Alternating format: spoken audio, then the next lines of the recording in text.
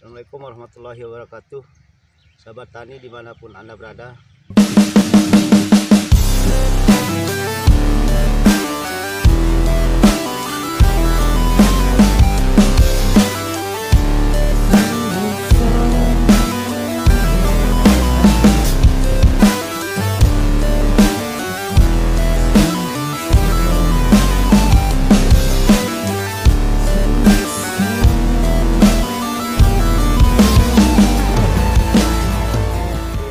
Kita jelaskan mengenai tahapan-tahapan yang akan kita lakukan dalam rangka budidaya tanaman hortikultura, terutama melon.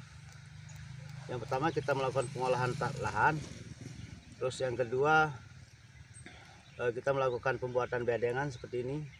Nah, tahapan yang sekarang kita akan lakukan yaitu pemberian pupuk organik di bantaran bedengan ini, dan terus dilanjutkan dengan penebaran kapur pertanian yaitu dolomit. Dan dengan luas lahan yang di sini itu yang sekitar 1 hektar ini kita menggunakan pupuk organiknya sekitar 2 ton, dan untuk pupuk kapur pertaniannya kita gunakan sebanyak 1 ton. Nah, seperti yang kita lihat sekarang ini cara menebar untuk pupuk organiknya ini. Nanti kita lanjutkan terus dengan penebaran kapur dolomit, baru kita tutup, kita ratakan. Itu proses untuk sebelum kita melakukan budidaya tanaman hortikultura, terutama melon. Karena melon cukup sekali kalau kita menggunakan organik untuk mencapai berat buah atau maksimal berapa kita taruh buah. Nah, dengan kunci untuk melepaskan organik ini, insya Allah yang akan kita capai, misalnya kita akan mengadukan pembuahan 3 atau 4, insya Allah akan maksimal. Nah ini petroorganik yang kita gunakan itu yaitu kita menggunakan petroorganik dari Petrosida Gresik, dan Kebomas juga dari Petrokimia Gresik. Nah, kita padukan di lahan ini.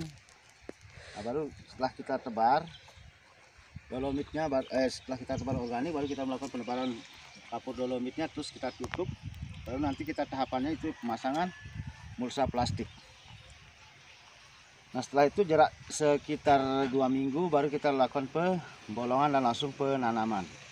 Nah, itu tahapan-tahapan yang akan kita lakukan.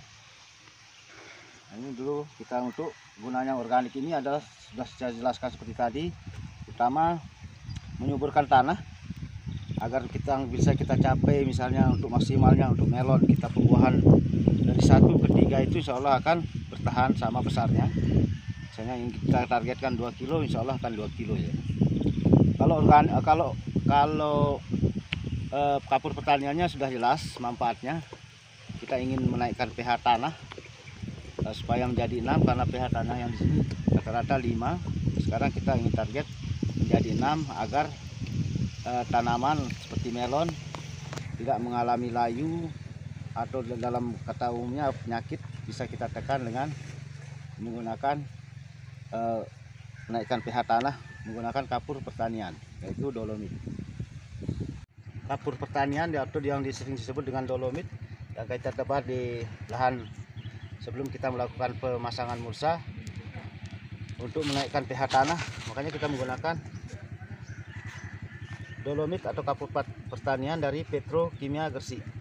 Yang jelas kandungan yang bisa kita lihat di sini, kalsiumnya itu kurang lebih 85% untuk menekan penyakit yang sebelum menyerang tanaman kita atau menaikkan pH tanah menjadi 6. Nah, seperti inilah contoh kapur pertaniannya. Ini.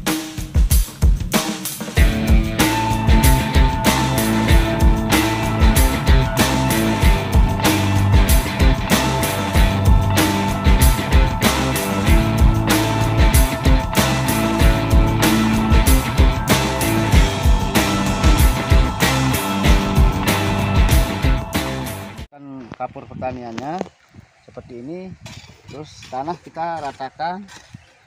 Nah, kita ratakan agar bibitnya bisa tertutup ada di dalam tanah. Nah, setelah kita coba dolomit baru kita ratakan, baru kita nanti tahapannya ke pemasangan mulsa, lalu tahap ke penanaman. Ini cara melepas kapur pertaniannya, ratakan, nanti kita tutup.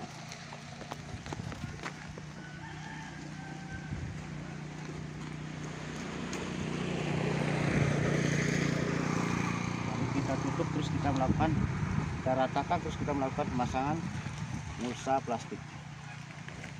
Ini proses supaya tanah ini menjadi pH-nya naik menjadi 6, yang sebelumnya kita 5, sekarang kita ingin tingkatkan menjadi 6 pH-nya.